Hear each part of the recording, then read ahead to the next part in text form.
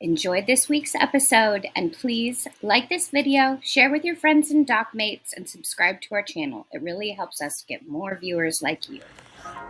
Hey y'all! Nice rainy spring day here in Oregon.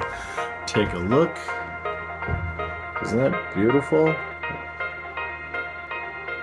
People love the green and they love the water, but they don't love the rain. Well, how do you think this place stays green and with water?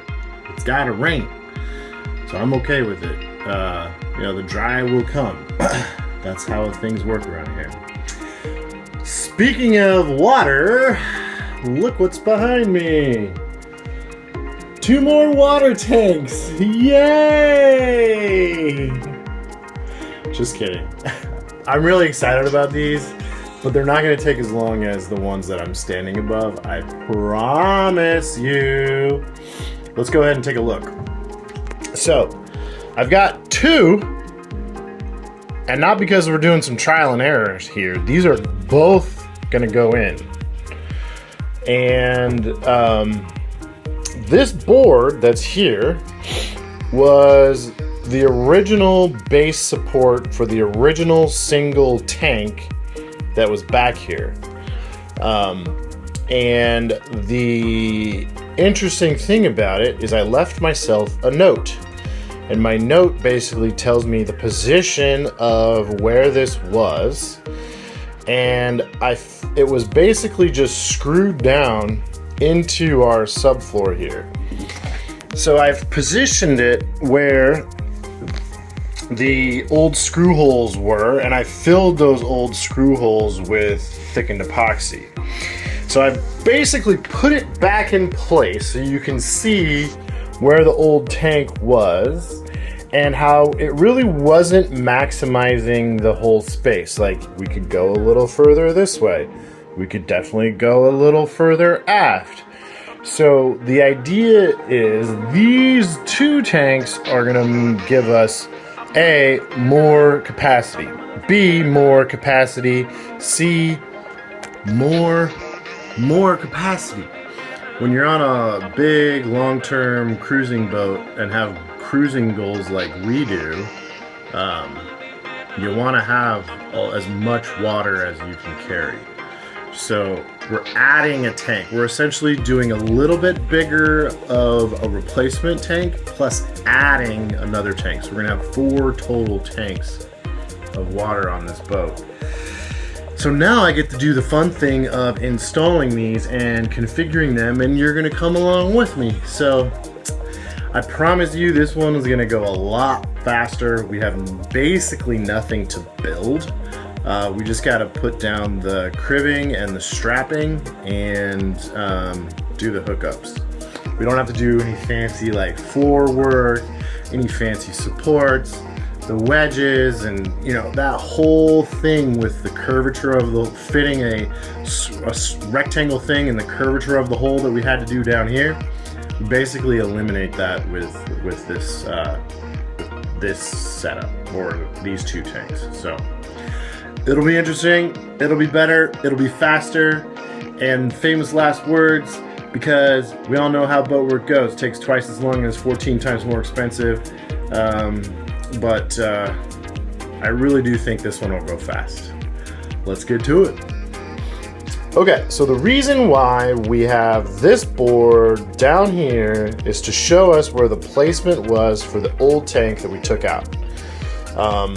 The idea of this board is to give the old tank plenty of support, plus you can see on the edges here it has some cribbing, and this is the only cribbing that they had, was just these flimsy little maybe 1-inch pieces of wood.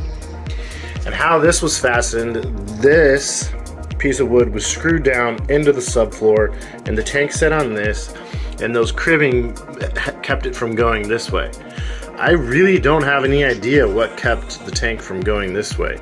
Over here along this line, there is a like a bulkhead here, and there's cabinet storage on top of the tank, but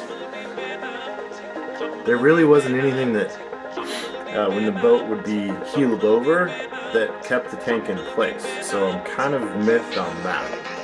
But we're gonna do better. Then the other thing is this kept the tank up off of our, so this is structural.